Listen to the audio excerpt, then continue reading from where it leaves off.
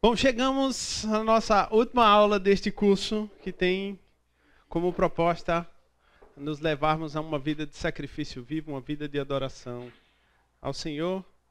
E antes de entrarmos no assunto de hoje, não custa lembrarmos o que nós vimos rapidamente, né? Na primeira aula, o Renato nos apresentou uma proposta de uma vida de adoração e voltado para a devoção pessoal.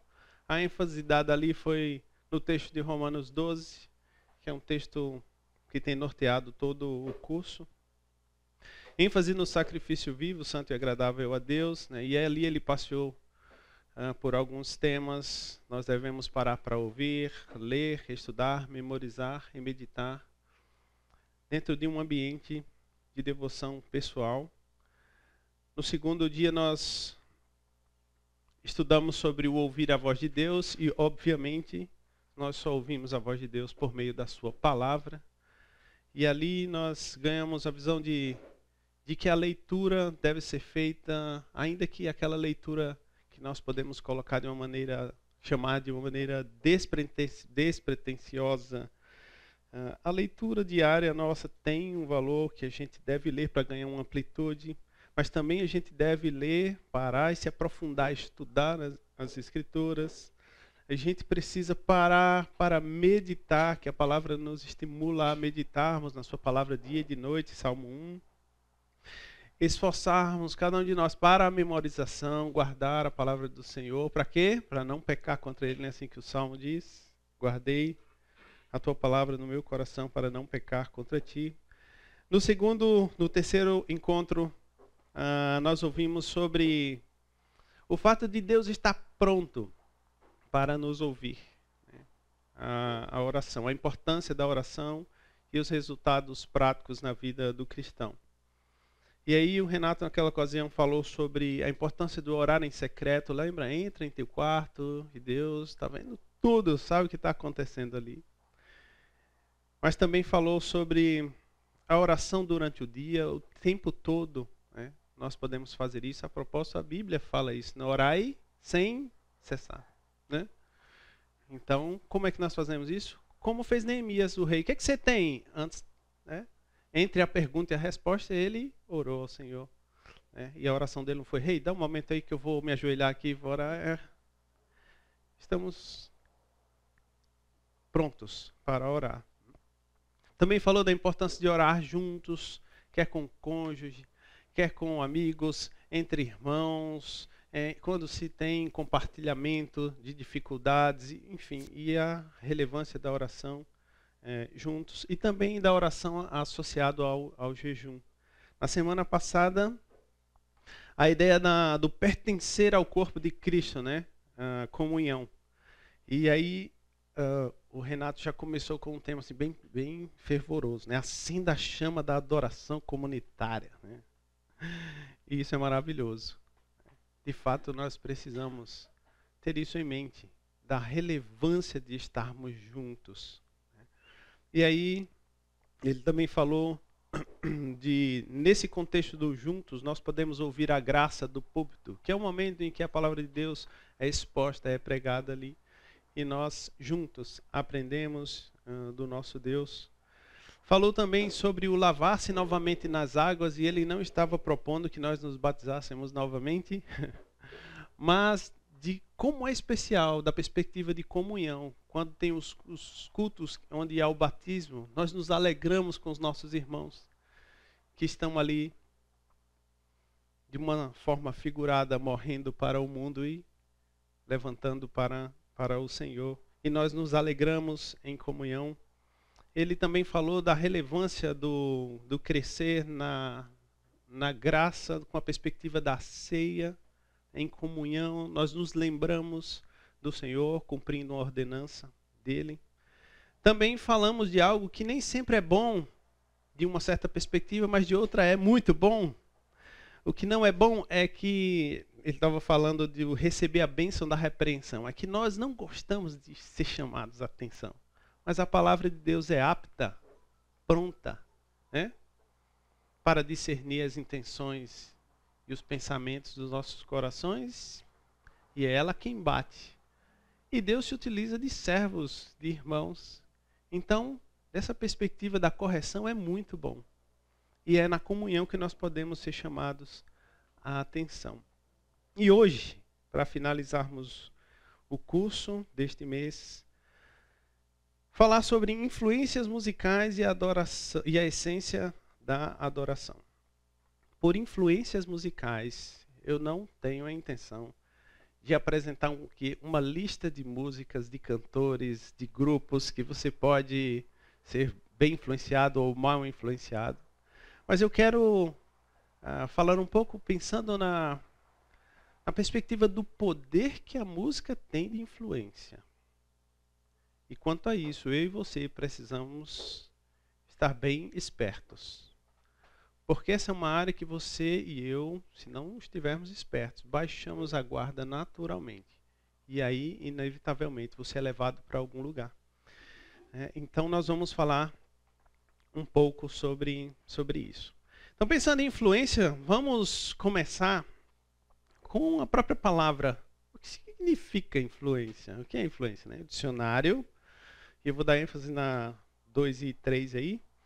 Uma ação de um agente físico sobre alguém ou alguma coisa, suscitando-lhe modificações. Ok? Você pode ser mudado.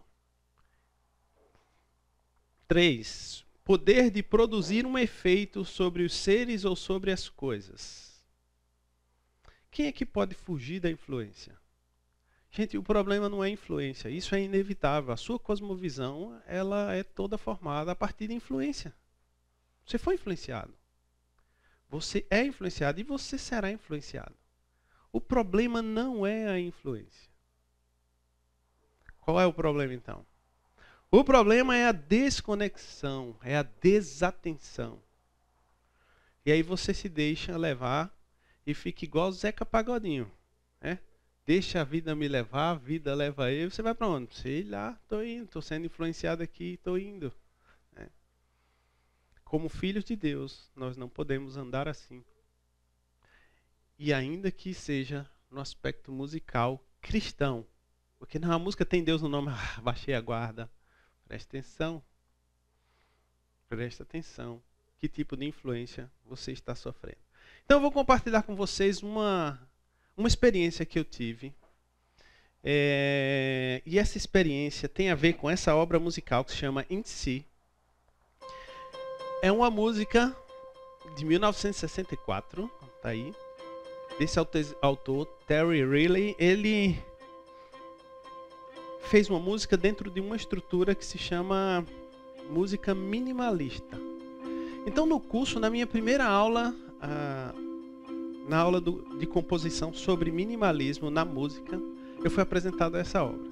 Eu tive uma experiência que me impactou muito, eu vou compartilhar com vocês aqui um pouco. Não fiz nada, tá? Tá aumentando sozinho, deve ser alguma coisa. Estão me ouvindo bem aí? Junto com a música? Ok. O minimalismo, de maneira muito simplista, bem superficial, certo? Eu não vou entrar nos detalhes, que não é o propósito aqui. Mas você pega uma ideia musical e você a repete. É uma ideia pequena. Você está ouvindo aqui? Em si significa em dó. Né? Que é um tom de dó. Ele tem a notinha dó, dó, dó, dó, dó. Tem um pianinho aí. E tem outro fazendo assim, ó. Dó, mi, dó, mi, dó, mi, dó, mi, dó, mi, dó, mi, dó, mi. E fica isso. Ok? Essa obra a gente vai ouvir ela até terminar. Ela tem 1 hora e um pouquinho. E eu estava na aula, sendo apresentado a isso, observando o que é que o compositor tinha feito. Os elementos vão surgindo. Tem os aspectos de textura. Ele coloca, por exemplo, uma flauta. E daí ele coloca, não tem flauta aqui, só um exemplo, tá? Ele coloca um clarinete. A junção desses dois sons é um flaunete. Então, a textura musical e vai inserindo elementos, mas ficou nisso. Enquanto eu estava ali apreciando aquela obra, comecei a ter uma experiência muito ruim. Eu sou claustrofóbico. Então estar em ambientes presos é bem ruim para mim. Essa música começou a me levar para um ambiente de prisão. Eu estava na sala, era uma sala pequena, e essa música estão vindo aí, não saía desse negócio. Eu comecei a ficar, calma, Eusébio, falar comigo, sabe? Calma, relaxa, é só uma música, é só uma obra. E eu não queria sair da aula, porque eu poderia dar uma saída ali.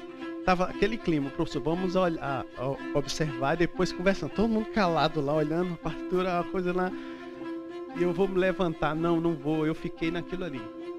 Mas foi uma experiência de prisão.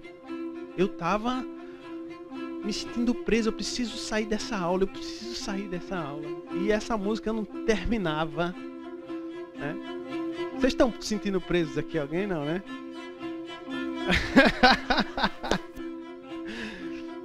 Queridos,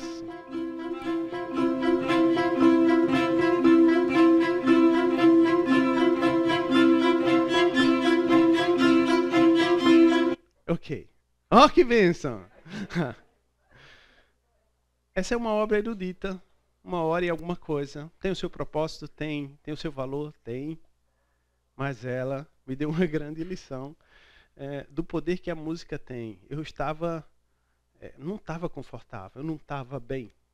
E isso acontece com a gente mais costumeiramente do que a gente pode imaginar. Em outros aspectos, você pode não sentir isso. Porque a primeira coisa que você faria quando começasse a ouvir essa música, eu já sei, era parar de ouvir, né? Como é que eu vou apreciar essa música? A questão é o poder que a música tem de nos conduzir, de nos levar, de mexer, de nos emocionar. Vou compartilhar com vocês de um pecado que aconteceu, se não me engano, foi no ano de 2010. Eu morava em João Pessoa, lançaram o filme Tropa de Elite 2. Meu cunhado estava lá em casa, vamos para o cinema, vamos pegar a última sessão. Vamos pro cinema. Quando começa aquela música do filme, Tropa da Elite, eu saí dali, queria bater em alguém. Você consegue imaginar isso? Eu saí dali assim, a cidade de João Pessoa já quase meia-noite, deserta, e ninguém na rua. Mas eu estava tão adrenalado, cara, que é isso? Vocês já tiveram essa experiência em algum nível? Da música, do impacto, gente, é isso. Nós corremos grandes riscos. Vamos ver um pouquinho aqui na Bíblia. Números 10, 3 a 7, e continua um pouquinho do texto. O uso da música ordenado pelo Senhor. Ela mexia com as pessoas ali, com o povo de Deus. Por que ela mexia? Vamos entender. Quando tocarem as 2 trombetas, só contextualizando, Deus mandou que fossem feitas 2 trombetas de prata e tudo mais, deu as coordenadas para o instrumento em si, e aí ele diz, quando tocarem as 2 trombetas, toda a congregação se ajuntará a você à porta da tenda do encontro, entendeu? Tocou as 2 trombetas, todo mundo se ajunta à porta do encontro.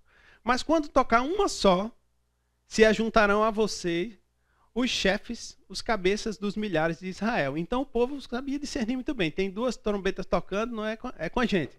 Tem só uma, não é com a gente, é só os líderes. Vamos lá, junta o povo. Quando vocês derem um toque de alarme, opa, tem um toque diferente aqui. É um toque de alarme agora. Partirão os arraiais que estão acampados do lado leste. E quando derem um segundo toque de alarme, partirão os arraiais que estão acampados do lado sul. Então, tocou um alarme, estão prontos, vamos sair, gente, amanhã. Tocou não é com a gente do sul, é o pessoal do norte, deixa eles irem. Espera a segunda. Tocou, agora é com a gente. Tá lá, a música. Para a partida deve soar um toque de alarme.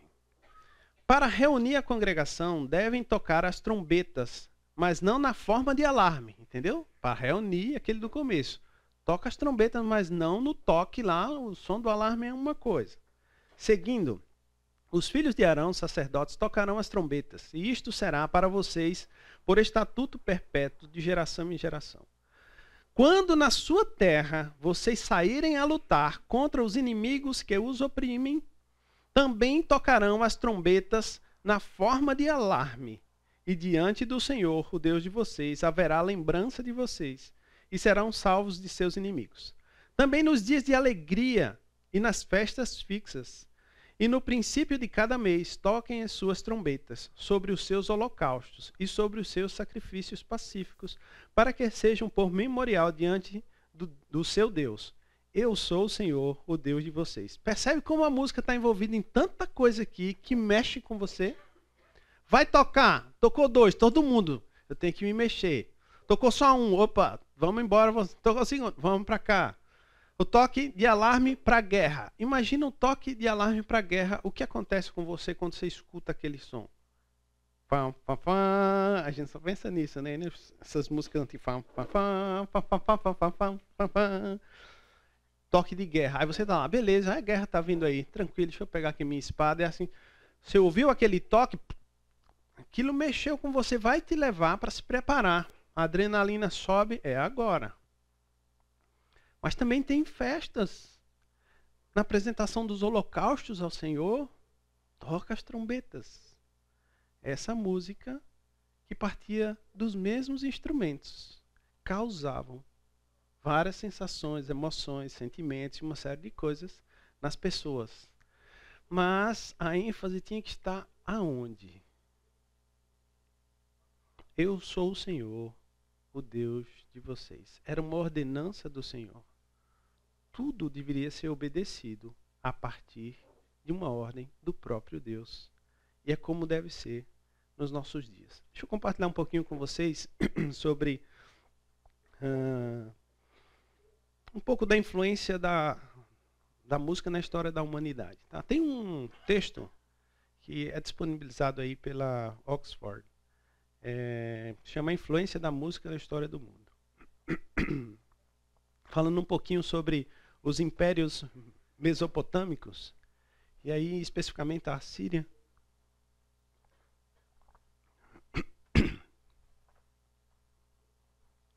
Tem um trecho que diz assim: Nina, a deusa suméria da música, presidia os cânticos fúnebres dos caldeus, mas os deuses assírios eram deuses de guerra.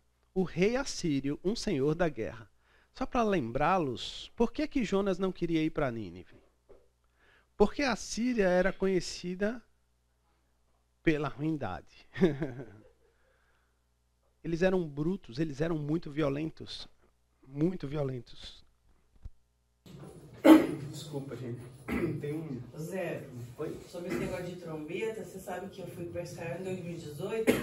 Você chega lá, a primeira coisa que o cara explica para vocês vão passear em todos os lugares.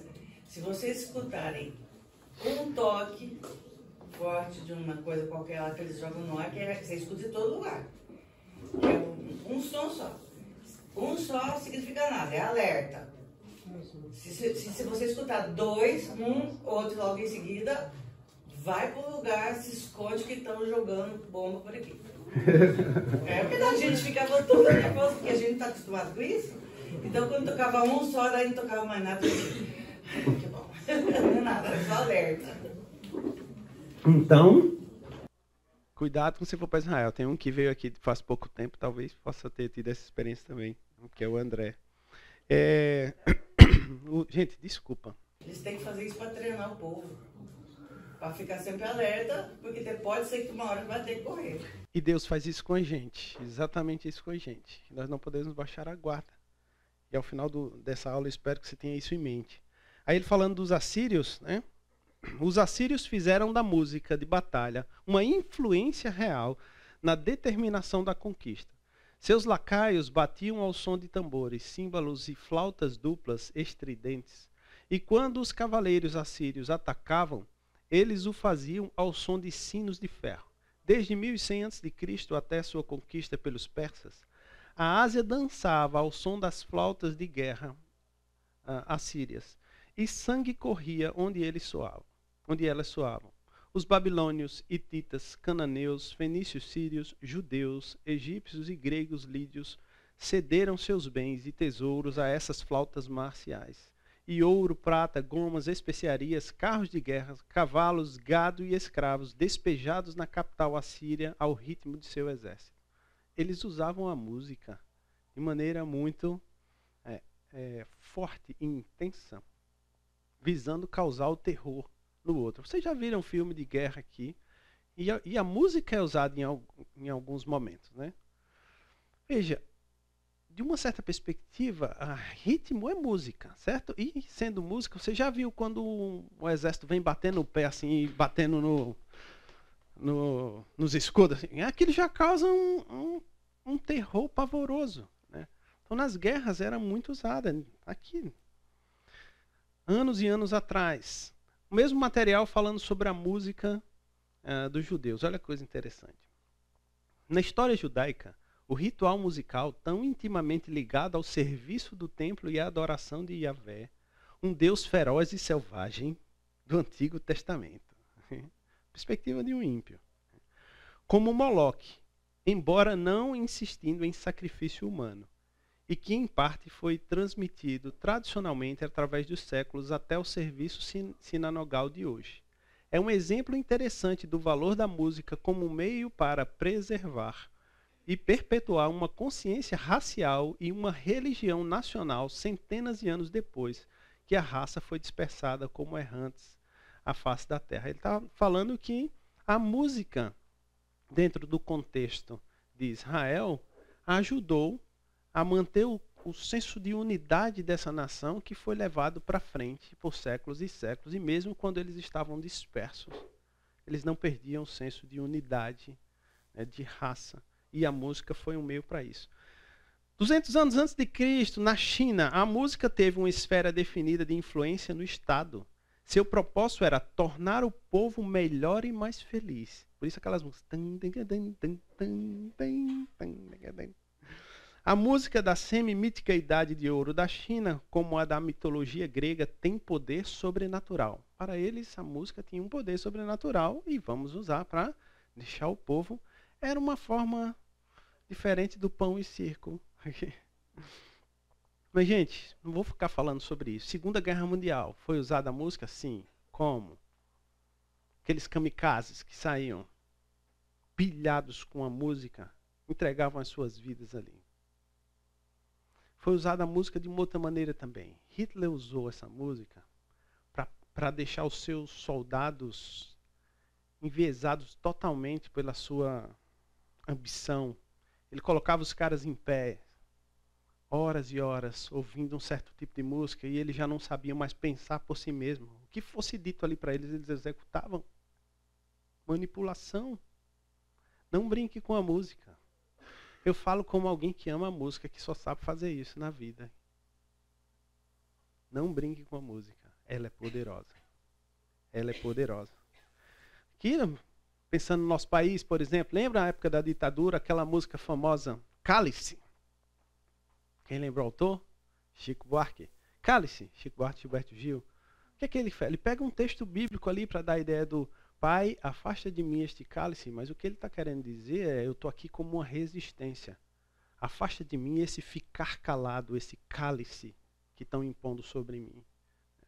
A música tem a sua influência, tem o seu poder.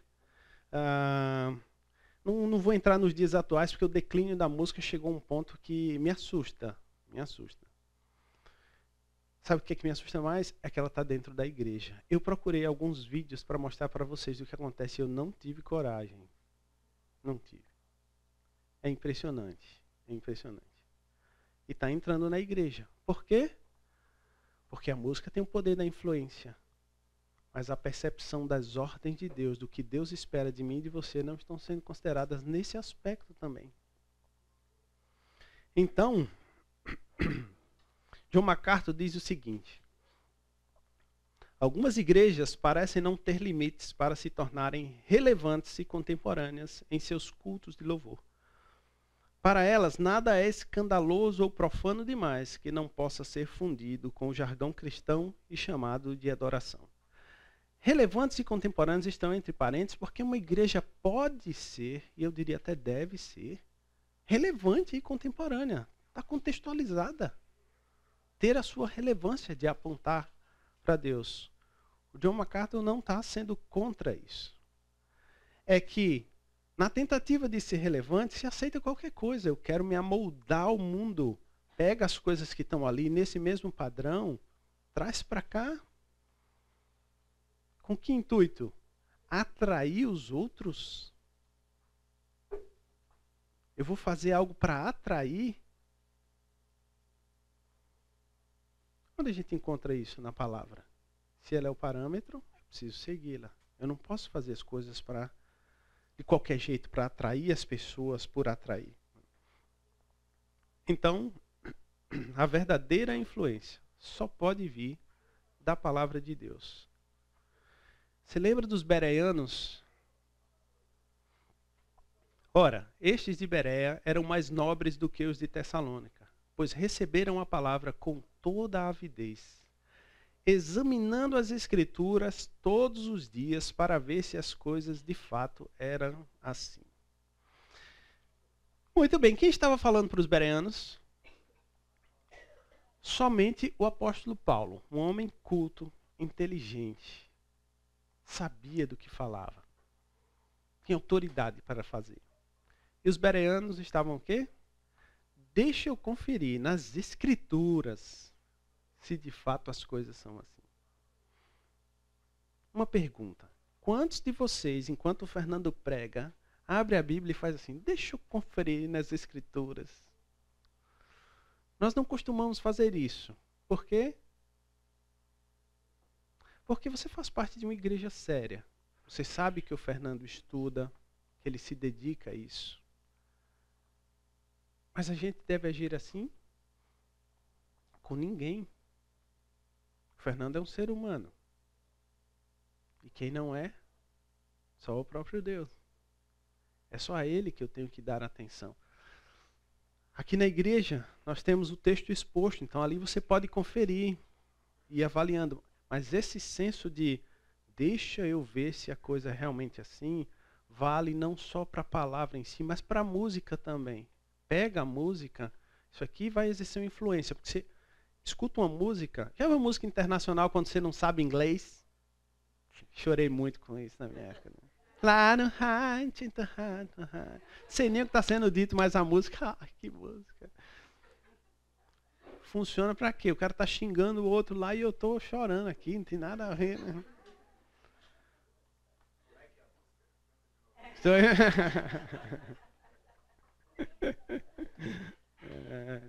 É igual arruma mala aí. Arruma mala aí. Gente, hã?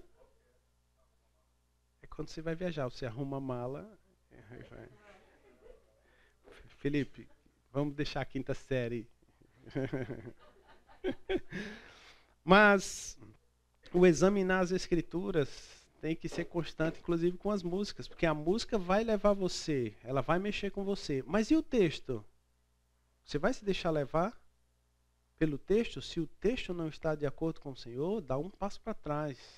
A música é boa, mas esse é um cuidado que eu e você temos que ter para não sermos influenciados negativamente pelas músicas, mesmo no contexto da igreja. Se você tem essa compreensão, isso vai fazer toda a diferença. Olha o que o Russell Shedd diz. Mais do que inútil é o culto que desconhece aquele a quem devemos submissão e lealdade. Por isso, o grau de beleza de um culto, o número de adeptos ou a sua antiguidade não tem importância se o adorador não estiver em contato vital com o Deus único. Se você não está ligado no Senhor, se você não tem uma vida de devoção ao Senhor, se você não tem uma vida de estudo da palavra do Senhor, se você não tem uma vida de oração ao Senhor, se você não tem uma vida de comunhão com os irmãos diante do Senhor, o que você está fazendo? Para que serve o culto? Não faz sentido nenhum. Não é a beleza, não é a fumaça, não é a música, não é a estética da mensagem, não é nada disso. É eu estar, e você também, em contato vital com o único Deus, para a glória dele. Se o foco não é no Senhor, acredite, não existe adoração. Não existe adoração se você está desconectado do Senhor. O Larry Hurtado diz o seguinte, ele aqui, nessa primeira parte da sua fala, ele está falando a respeito de nós. Como templos de Deus, feitos de pedras vivas, e como sacerdócio santo, Eles oferecem sacrifícios espirituais aceitáveis a Deus por meio de Jesus Cristo. E a base para isso, obviamente, está aqui em 1 Pedro 2, 4 e 5. Se referindo aos cristãos do primeiro século, na continuação do texto, ele diz: eles não tinham templos suntuosos, tampouco rituais que fossem conhecidos pela comunidade religiosa em geral. Mas o grupo reunido talvez fosse em si mesmo, exatamente por isso, um santuário vivo e seu louvor e adoração, sacrifícios espirituais agradáveis a Deus. A ênfase aqui é no agradáveis a Deus. Onde é que eles se reuniam? Em casas. Tem uma teoria eusebiana, ou seja, não serve para nada. Mas eu penso o seguinte: eles não podiam fazer música, muita música nesses cultos. Porque se eles fizessem, eles chamariam a atenção. E aquela era uma igreja em perseguição. Você quer chamar a atenção? Toca um trompete. Mas tinha algo que era marcante na vida deles. Que eles ganharam, que é a simpatia. É que eles tinham vida com Deus. É que eles buscavam o Senhor. Tinha música nisso aqui, à luz de outros textos que nós encontramos no próprio Novo Testamento? Sim. Sim. Com salmos, hinos e cantos espirituais. Lembra disso? Tinha música. Ela tinha o seu papel? Tinha e tem. Ela deve ser considerada, sim. Nós podemos ser influenciados por ela? Sim. Desde que ela aponte para o Criador, para a palavra de Deus. Percebe como você tem que estar antenado o tempo inteiro? Porque a música vem, essa música desarmou, dançou. Há uma boa chance de você estar sofrendo influências que não honram a Deus. E aí, o Felipe Fontes e o João Almeida dizem o seguinte a respeito do Calvino. Para Calvino, o canto enternece, inflama, desperta zelo veemente e ardente, eleva a alma do fiel, promove consolo, meditação sobre a virtude, a bondade, a sabedoria e a justiça do Senhor. Veja, o que Calvino está dizendo, e vale lembrar aqui que Calvino foi um cara muito cauteloso com a música. Se vocês lembram, no curso passado a gente falou um pouco sobre Calvino, né, dentro do contexto da Reforma, e ele foi um que rompeu com toda a música e decidiu o quê? Só cantar os salmos. Só cantava os salmos. Se utilizou de alguém com habilidade musical para fazer um saltério, enfim. Mas o que ele está dizendo aqui é que o canto, ele está falando da música. O ato de cantar. Olha quanta coisa. Pode te levar para vários lugares. Não tem problema que você se emocione. Não tem problema que você esteja fervoroso, que você levante as mãos, que você cante com toda a força. Não tem problema. Se o seu coração, no ato de cantar, estiver focado no que você está dizendo em direção a Deus, se o seu coração estiver nele, se o seu olhar estiver nele, se o seu pensamento estiver nele, se a sua vida estiver nele, esse canto será para ele. E vai trazer resultados em mim? Sim. Bons? Claro. Não tem problema chorar. Mas chorar por quê? Lembro de minha esposa quando ficou grávida. E foi algo assustador para mim, que eu digo, eu não conheço essa mulher. Eu não casei com essa mulher. E daqui a pouco ela estava chorando. E eu, por que você está chorando? Eu não sei. E ela chorava e eu... O que eu faço? Como agir? Mas algo mexer com ela, obviamente, tem a ver com hormônios, diferentemente do que estamos falando aqui. Mas ela estava chorando, não tinha um motivo. Isso pode acontecer com a gente, com a música. A música em si, ela mexe com você. Gente, acredite, existem estudos, que também não é o objetivo aqui.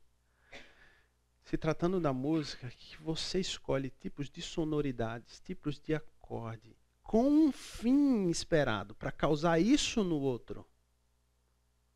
Igrejas estão isentas disso? Não. Existem igrejas que são profissionais nisso. Vai ter o som específico, aquela música específica, que vai levar você a uma contrição específica que ele quer. Com qual objetivo? Adorar a Deus. Você sai dali e vai pecar do mesmo. Não tem transformação de vida. Isso é uma influência musical ruim. Então baixar a guarda? Nunca. O Senhor não espera que baixemos a guarda em momento nenhum. Por quê? Porque você baixa a guarda, você abraça o pecado. Não é isso que acontece com Caim lá? Gênesis 4, 7. Se você fizer o que é certo, mas se você não fizer, o pecado está à sua frente. Não tem alternativa. Se a gente baixa a guarda, a gente abraça o pecado. Então não tem problema em que você, como o próprio Calvino está falando aqui, né? Tem a alma inflamada, o zelo, você cante alegremente, desde que o seu entendimento esteja no Senhor e para a glória do próprio Deus. Muito bem, o que é preocupante então? É isso aqui. A música às vezes nos emociona pela completa beleza do seu som. Mas esse sentimento não é adoração. A música em si, a parte da verdade contida na letra, não é um trampolim legítimo para a verdadeira adoração. Texto do John MacArthur. Você entendeu? A música, ela vai emocionar você. Certo? O simples som vai emocionar. Ela pode te levar a essa condição. Mas esse sentimento não é adoração. Não é o se emocionar que é adoração. A música em si, a parte da verdade contida na letra, o que ele está querendo dizer é, se tem que existir uma emoção, ela deve estar no fato de eu entender o que eu estou dizendo. É quando eu me dirijo a Deus, então, de certa forma, é a própria palavra de Deus, ou a compreensão que eu tenho de Deus, quem faz com que eu me emocione, a despeito da música. No entanto, essa música pode viabilizar de que maneira? A música vem e dá aquela quebrada, você entende o que está fazendo, ela contribui para que você se quebrante diante do Senhor, e aí o Senhor não rejeita um coração quebrantado. E a gente vai ver isso mais para frente. Entendeu isso aqui? Você se emocionar no culto não é indício de adoração. Pode ser indício de um relaxo, de não estar pensando no que está acontecendo. Vou dar um exemplo. Alguém já chegou na igreja, no culto, começou o louvor e você está assim, ih, fulano não estudou não. Nossa, a fumaça hoje está demais. Né? Ai, eu não gosto dessa música.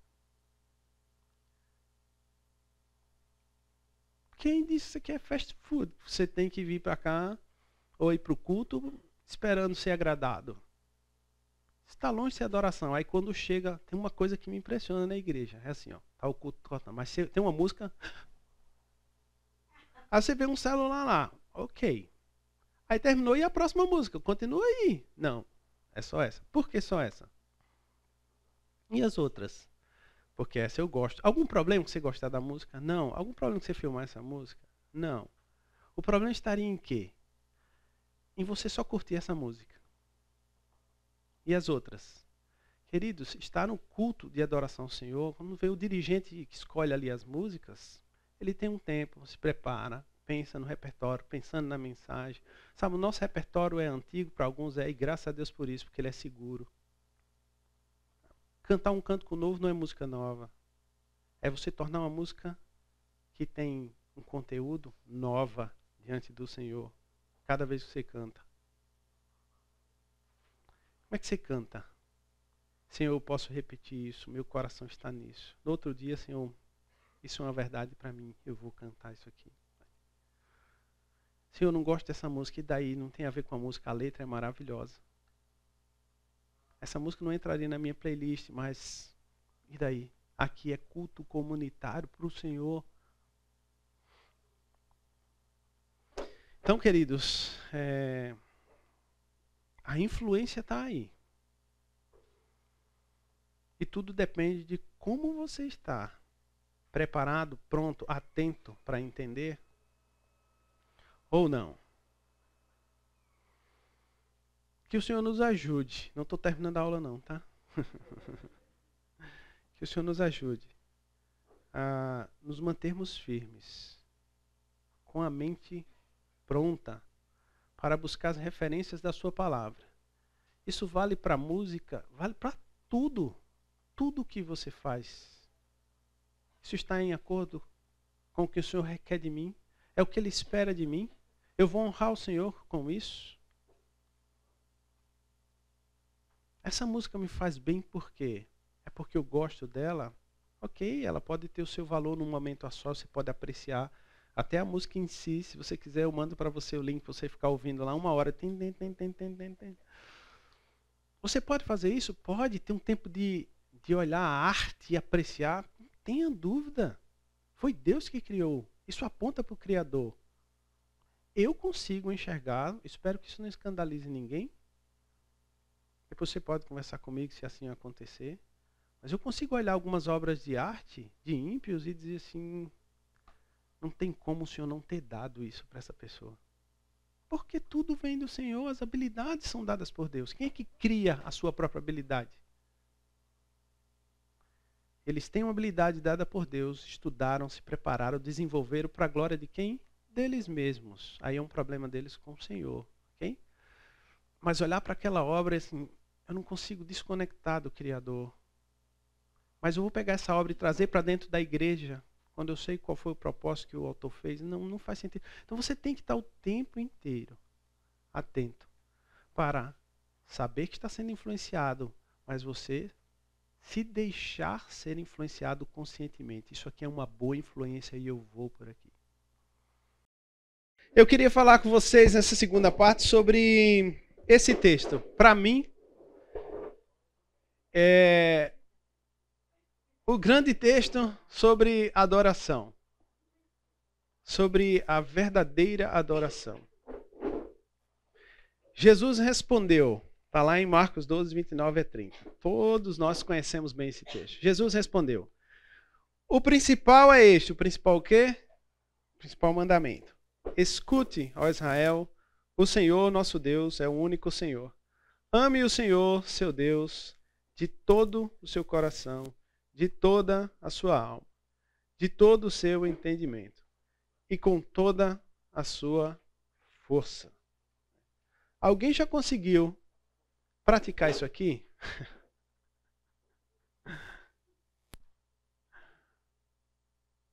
Se você conseguiu, você desceu do céu e está entre nós. Exatamente. O parâmetro dele, isso é Deus. Perfeito. O parâmetro dele é, eu sou santo e você não vai conseguir, faça o que você quiser. Não. O parâmetro é ele mesmo. Busque isso. Você vai conseguir? Exatamente. A essência da adoração para mim é essa aqui. É você buscar isso aqui. Em todos os níveis da sua vida. Amar o Senhor, seu Deus, de todo o coração, de toda a sua alma, de todo entendimento, com toda a sua força. Para mim, essa é a grande influência para nós que somos filhos de Deus. Essa deve ser a grande influência. Tudo o que eu for fazer tem que ser pautado nisso aqui.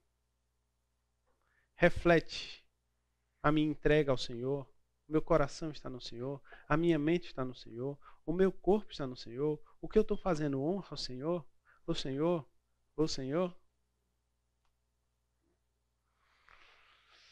Russell Shedd diz o seguinte, haverá em meio às múltiplas maneiras de cultuar um sine qua non na adoração, um elemento que seja imprescindível? Ele mesmo responde, cremos firmemente que há. Jesus reafirmou o que Moisés no Antigo Testamento deixou claro. O primeiro mandamento exige um amor a Deus sem limites, se referindo ao texto que nós acabamos de ler.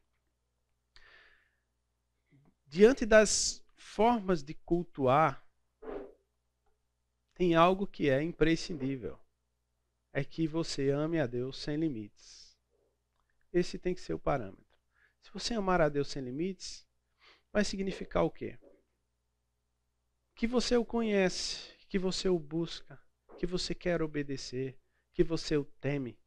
E por falar em temor, para mim isso é um resultado natural. Quando você começa a conhecer mais e mais quem Deus é, você treme. Não é o que acontece com os demônios? Estremecem, temem, tremem. E nós somos ousados. Nós somos ousados. Provérbios 1:7, o temor do Senhor é o princípio do saber, mas os insensatos desprezam a sabedoria. Vejam só, se desprezam a sabedoria e o ensino, naturalmente não se tem temor. Não tem temor. Quem é que eles desprezam? O que é desprezado aqui? Quem é a sabedoria e o ensino, senão o próprio Deus? Se você não tem temor a Ele, você o despreza. Mas, saiba, esse é o começo da jornada da sabedoria. Começa pelo temer ao Senhor. E temer é ter medo, tá? É ter medo. E não é um medo repulsivo, aquele que te afasta de Deus, não. A gente usa o conceito de reverência, de respeito, e é isso aí. Mas também é ter medo. A palavra no original significa isso. É você saber com quem você está lidando. Você acha que Deus está brincando? Lembra de usar com excelente intenção. Foi segurar a arca. Mas qual era a ordem de Deus? Ninguém toca. Não importa a intenção, não toca.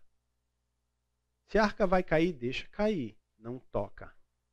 Ele tocou e pagou por isso. Deus não brinca. Essa história de Deus, meu paizinho, você pode chamar ele de paizinho, consciente. Tema ao Senhor. Para mim, um grande exemplo de temor ao Senhor é Jó. Jó me impressiona. Me impressiona.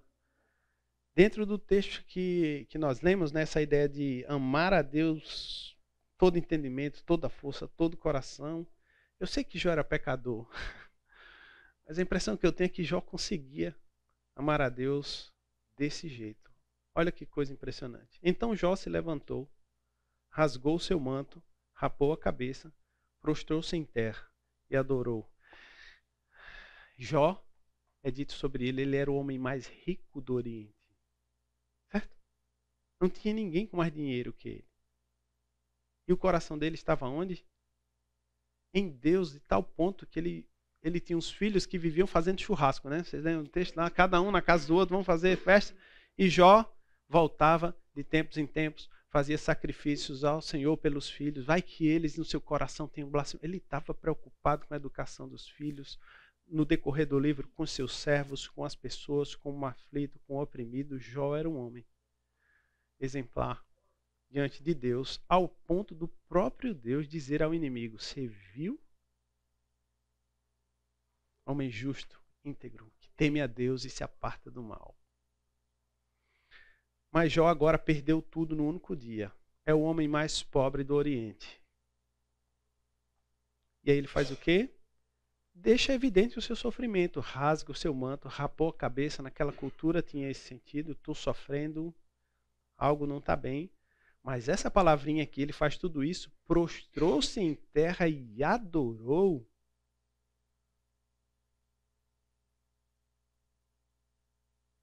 O sofrimento estava influenciando Jó? Tinha uma influência aqui. Claro que tinha uma influência aqui. Ele está aqui demonstrando, rasgou, sofreu. Mas no que se trata de Deus, Deus é imutável para Jó. Deus sempre será Deus. Ele sabia quem era Deus e quem ele era. E ele o adora. E ele diz o quê?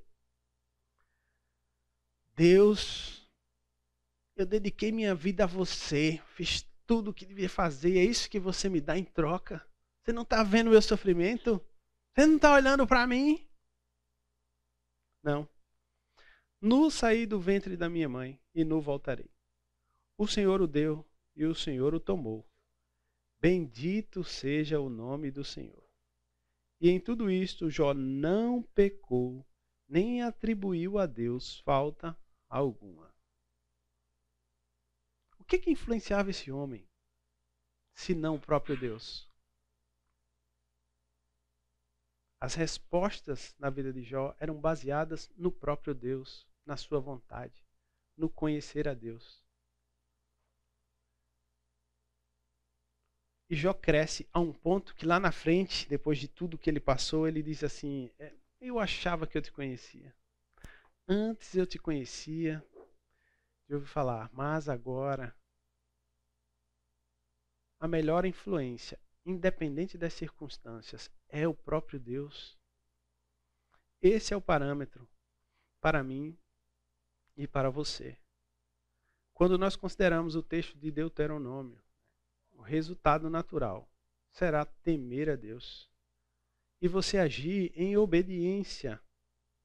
Olha que coisa. Porém, Samuel disse: será que o Senhor tem mais prazer em holocaustos e sacrifícios do que no obedecer a sua palavra? Eis que o obedecer é melhor do que o sacrificar, e o ouvir é melhor do que a gordura de carneiros. Ok, então deixa eu perguntar para vocês. Deus tinha prazer em sacrifícios e holocaustos? É claro que ele tinha prazer. Foi ele quem determinou. Como é que esse holocausto e esse sacrifício deveria ser oferecido? Baseado em quem? O que Saul fez aqui? Ele mesmo fez o sacrifício. Ele podia fazer? Não. Ele esperou Samuel chegar? Não. Ele foi dar o jeitinho dele. Deus tem prazer no holocausto e no sacrifício. Vamos pensar no nosso tempo de louvor. Deus tem prazer no tempo de louvor na sua igreja? É claro, gente. É claro. Tem princípios bíblicos que nos levam a crer nisso e viver focados em obedecer isso? É claro que tem. Mas se o meu coração, minha mente, todo o meu ser tem que estar no Senhor, na parte do louvor, minha mente, meu ser, meu coração tem que estar onde? O que essa música está dizendo? Você já teve a experiência de estar assim, ó, pensando na música e vindo os textos bíblicos que endossam isso? Isso é maravilhoso. Isso é maravilhoso. Você está cantando a música, ela não está sendo literal ali, o texto literal, mas você vai, isso aqui está embasado. Gente, você está focado. Isso é um holocausto, um sacrifício que agrada ao Senhor. Porque ele é feito em obediência. Faz toda a diferença. Eu obedeço às ordens do meu Senhor e reajo a isso. Diferentemente do que aconteceu aqui. Por isso essa ênfase. Deus está preocupado que você obedeça. E Ele vai aceitar o holocausto e o sacrifício. Mas uma coisa não pode vir na frente da outra. Não é o sacrifício e o holocausto sem a obediência. Primeiro vem a obediência. Porque você sabe o que tem que fazer. Obedecer e ouvir a quem mesmo? Claro, gente, o próprio Deus. Salmo 51. Pois não te agradas de sacrifício, do contrário eu os ofereceria. Davi está dizendo, depois de ter se arrependido do que fez, aquele pecado terrível que ele cometeu, foi confrontado pelo profeta Natan, ele se arrepende. Usado por Deus, escreve esse salmo maravilhoso que tem tantas lições preciosas. E aqui, versículos 16 e 17, ele diz isso. Não se trata de oferecer simplesmente sacrifício. Eu faria se fosse só isso. Sacrifício agradável a Deus. Então, tem um sacrifício aqui. E que é agradável, qual é? O espírito quebrantado.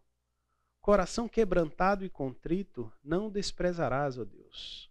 Por que um coração quebrantado e contrito? Porque você deixa de existir. Você faz ruir você mesmo. É quando você desarma, sabe o pescoço, a dura cerviz, você baixa, se entrega, reconhece quem Deus é. Aí o Senhor chega e diz o quê? É agora na sua fraqueza que eu faço valer o meu poder sobre você. Para deixar evidente o quê? Ele mesmo em nós dependemos, nós precisamos. A nossa real influência tem que vir do Senhor em todas as áreas. para que o resultado seja uma adoração autêntica. O espírito quebrantado, o salmista diz, não desprezarás, ó Deus. Por quê? Porque isso pressupõe arrependimento autêntico, quebrantamento autêntico diante do Senhor. Deus falando, Oséias 6,6, pois quero misericórdia e não sacrifício. Conhecimento de Deus mais do que holocaustos. Olha o que o próprio Deus está dizendo. Eu quero que você tenha conhecimento a respeito de mim. É Ele quem está dizendo, conhecimento de Deus. Pois quero misericórdia, eu não quero sacrifício. Se você não me conhece, se você não sabe por que está fazendo isso. Se você vem cantar e não sabe por que está cantando. Se você entra na igreja como vai num shopping, né? Vocês já ouviram isso inúmeras vezes. A gente vai tentando escolher o que é que foi bom, o que não foi. Eu lembro de uma ocasião em João Pessoa, na minha adolescência, eu fui ajudar um amigo que tem uma orquestra da Assembleia de Deus e fomos tocar na igreja presbiteriana. E eu fui ajudá-lo tocando lá. E o outro trompetista, né, que era um assembleiano fervoroso, terminou o culto, ele... Essa igreja é muito gelada. Que igreja fria. Não tem um glória, não tem um aleluia. Né? E ficou muito marcante por causa da expressão física dele ali, né? Muita empolgação, né? Falando. Ele estava querendo dizer o seguinte: eu não venho nessa igreja nunca porque Deus não está aqui. Eu vou naquela outra que tem fogo, que Deus está lá. Tá? O coração dele estava alinhado. Tem uma característica diferente de culto. Você vai na igreja presbiteriana, vai ter o silêncio. Você vai observar aquilo ali. E aí, o que está acontecendo aqui? A mensagem está sendo pregada? Cantamos alguns hinos, sentados ao som do órgão para alegrar o Felipe. Você não consegue cantar? Você não consegue cultuar o Senhor? O problema está no culto? Na forma? Tem alguma coisa desconexa com a palavra, essa forma? Não. Onde está o problema? É na gente mesmo. É por a gente não conhecer a Deus. Não tem a ver comigo e com você quando a gente entra no culto comunitário. Tem a ver com foco só. Eu olhar para o lado e ver, meu irmão, estamos aqui. Vamos para o Pai. Não quero sacrifício. Quero conhecimento a meu respeito. Muito mais do que você pode me oferecer. Porque se você me conhecer, você vai oferecer do jeito certo, em obediência. Para mim, a verdadeira adoração, a essência da adoração, está em conhecer a Deus e obedecer a sua palavra em todos os aspectos que nos influenciam, inclusive a música. Guardem os mandamentos do Senhor, seu Deus, para que vocês andem nos seus caminhos e o detenham. Essa palavra guardar aí, algumas versões traduzem por obedecer. Obedeçam os mandamentos do Senhor, seu Deus. Para que? Esse para só funciona se você obedecer. Para que vocês andem nos seus caminhos e o temam. Você é crente? Sou. Você ama Deus? Opa! Você vai na igreja? Vou. E como é fora da igreja? Aí é outra história. Queridos, guardar os mandamentos, conhecer a Deus, orar sem cessar, discernir as influências que estamos sofrendo, é algo para a vida em todo o tempo. O Senhor não deixa, em nenhum momento nas Escrituras, a ideia, o conceito de baixar a guarda. Não podemos, em tempo algum. Obedeçam, guardem os mandamentos do Senhor, obedeçam. Gálatas 6, 7 e 8. Só para a gente lembrar, não se enganem, de Deus não se zomba, pois aquilo que a pessoa semear, isso também colherá. Quem semeia para a sua própria carne, da carne colherá a corrupção. Mas quem semeia para o Espírito, do Espírito colherá para a vida. Isso pode acontecer dentro da igreja? A gente pode colher da carne dentro da igreja? Claro, se você chega carnal, você vai colher o que é carnal. Você vai prestar contas. Eu me assusto com um texto que diz assim que nós prestaremos contas a Deus de cada palavra que sai da nossa boca. Cada palavra. E aquelas que você cantou, por cantar assim, ó, repetindo, automático, sem nem estar pensando, já olhando para o lado, você está no outro mundo, pensando no problema de amanhã, mas sua boca está... E Deus está, não, coitado, ele está pensando no problema de amanhã, né? Vamos dar uma chance para ele. Deixa passar. Não existe isso com Deus. Lugar de culto é lugar de culto. O que você plantar, sinto muito, você vai colher. Se você plantar para o Espírito, do Espírito, você vai colher do Espírito. Que Deus nos ajude nisso. Pensando no nosso programa, na nossa aula, a ideia é que em uma vida de adoração, pensando na devoção pessoal, que você se utilize de músicas bíblicas que gosta de ouvir. Gente, faça uso das músicas que você gosta de ouvir, desde que sejam bíblicas, que quebranta seu coração, que leva você para perto de Deus individualmente. Faça uso disso. Sabe aquela música que você escuta e chora? Porque ela te lembra do Senhor? Porque ela te lembra de algo que Deus fez por você? Não tem problema. Esse é um culto pessoal. Você está entendendo? Essa música tem uma base bíblica que aponta para o Senhor e me leva a adorá-lo, a louvá-lo, a glorificar o nome dele. Não tem problema disso. Vai em frente. Ouvir a voz de Deus pela palavra. Sabe, tem muitas músicas que têm conteúdo bíblico, que são didáticas.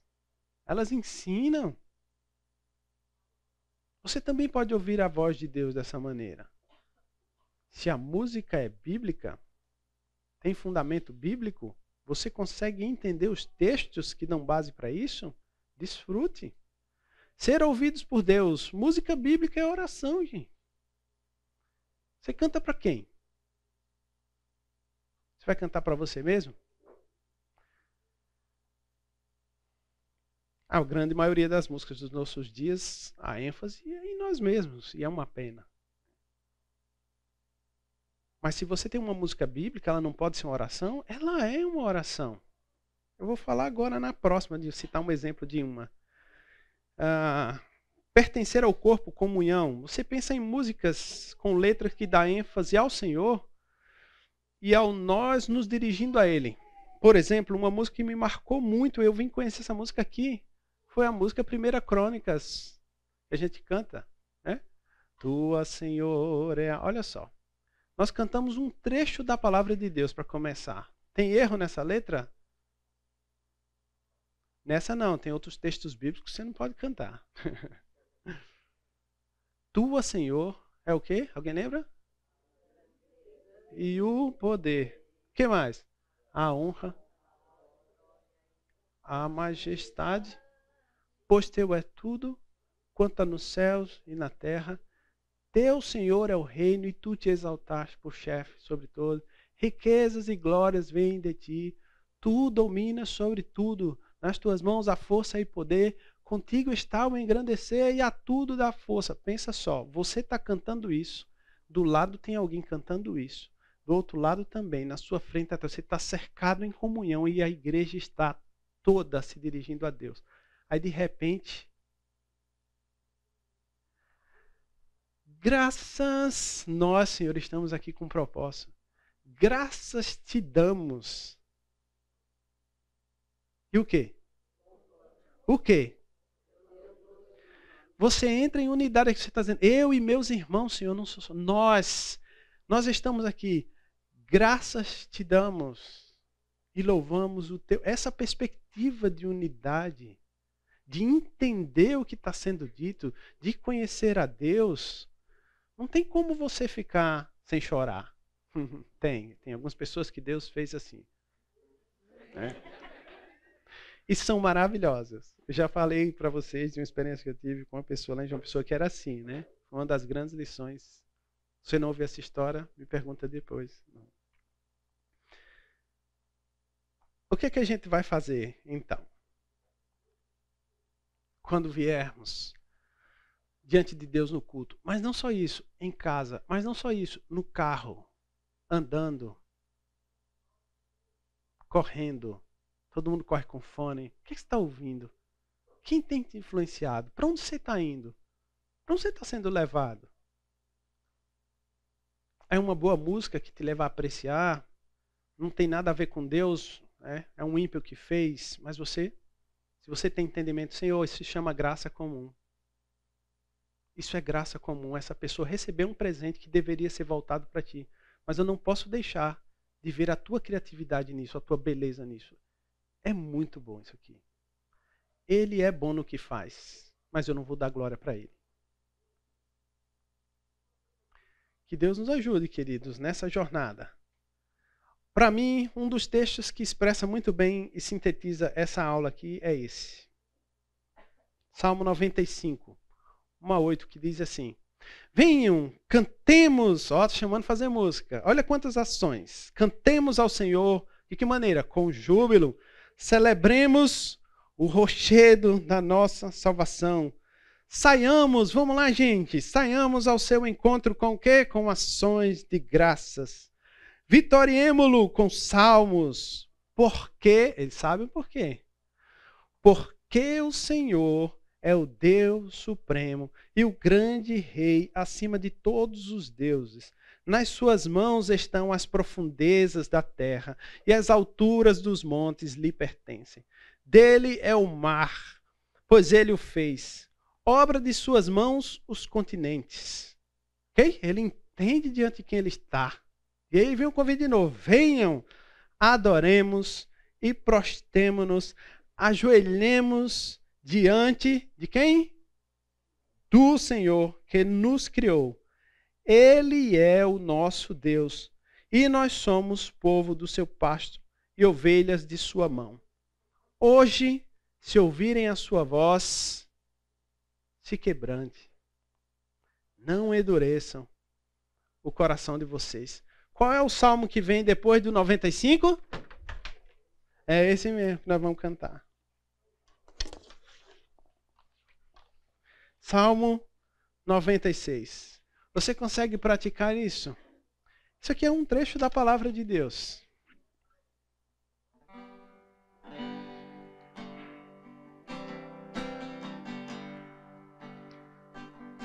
Estamos no ambiente de escola bíblica. Eu vim aqui para aprender, para ouvir, para discordar, mas não para cantar. Eu queria que você fizesse isso. Esquece quem está do seu lado. Quando eu falo esquecer de quem está do seu lado, é no sentido de saber para quem você vai se dirigir. Mas da outra perspectiva, escuta as vozes uns dos outros. Vamos cantar? Cantai ao Senhor um cântico novo, cantai ao Senhor todas as terras, cantai ao Senhor, bendizei o seu nome, proclamai a sua salvação. Entre as nações a sua glória, entre todos os povos as suas maravilhas, porque grande é o Senhor e digno de ser louvado, mais temível do que falsos deuses. E a Ele glória e majestade estão diante dele, força e formosura no seu santuário. Glória e majestade estão diante dele, força e formosura no seu santuário.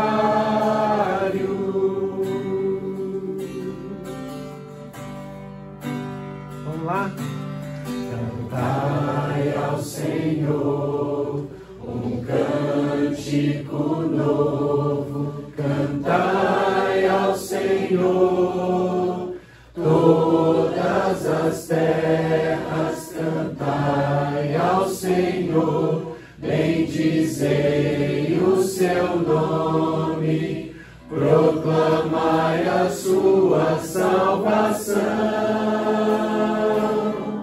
anunciai entre as nações a sua glória, entre todos os povos as suas maravilhas, porque grande é o Senhor e digno de ser louvado, mais temível do que falsos deuses. Glória e majestade estão diante dele, força e formosura no seu santuário. Glória e majestade estão diante dele, força e formosura no seu santuário.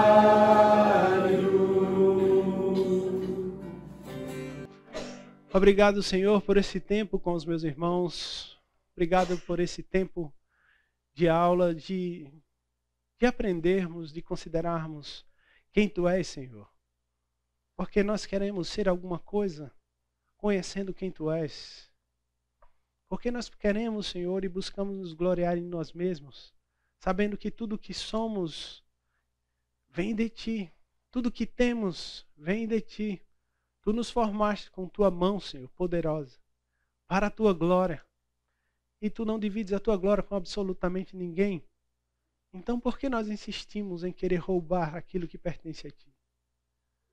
Senhor, nos ajude a buscarmos mais e mais a Tua palavra. Porque é assim que nós vamos crescer em Te conhecer. Em Te conhecendo, Senhor, nós vamos Te temer. Nós devemos ter medo, sim. Porque Tu não brincas, Senhor. Tu és um Deus santo, justo, verdadeiro. Por que brincarias? Por que brincamos? Tem misericórdia de nós, Senhor, porque somos pecadores. Infelizmente o seremos até o dia do Senhor Jesus Cristo, até o dia que Tu decidas nos levar. Enquanto pecadores, nos ajude a considerarmos em todo o tempo o que Cristo Jesus fez por nós.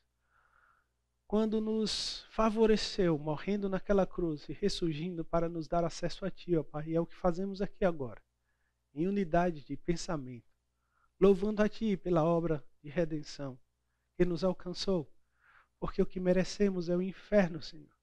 E hoje nós temos a certeza de que vamos morar contigo, por causa do que Cristo fez. Nos ajude a Te conhecer, para que todas as influências que estamos sujeitos estejam sujeitas antes à influência maior que é a Tua palavra. Que o Senhor possa nos nortear em todo o tempo, para perceber, sabe, para ter a mente, Senhor, esperta, diligente, vigilante, para não simplesmente sair recebendo e acatando tudo que nos envolve, ainda que tenha um contexto cristão, Senhor. Porque nós sabemos também que existem lobos em meio às ovelhas. Nós estamos sujeitos a tantas coisas ruins, Senhor, e desagradáveis, que não Te honra, mesmo no contexto da igreja. Isso só pode ser evitado quando honramos a Ti, quando amamos a Ti, com toda a nossa alma, com todo o nosso coração, com todo o nosso entendimento, com toda a nossa força. Aí, Senhor, as influências estarão debaixo deste guarda-chuva. E nós poderemos agir e deixarmos sim sermos influenciados, de maneira que possamos crescer em honrar a Ti mais e mais, e para a Tua glória. Eu Te louvo pelos meus irmãos e pela oportunidade de estar aqui com eles, podendo crescer em conhecer a Ti mais e mais, Senhor. Obrigado por esse tempo de culto e louvor ao Teu nome. Porque não deixa de ser um culto, Senhor, a Ti. Tudo o que fazemos deve ser feito como um culto autêntico e verdadeiro para Ti. Obrigado por esse tempo. Quero te agradecer pela vida do Renato Carmona, Senhor, que se empenhou e se dedicou para ensinar-nos nesses dias. Eu louvo a Ti, grato, em nome de Jesus Cristo. Amém.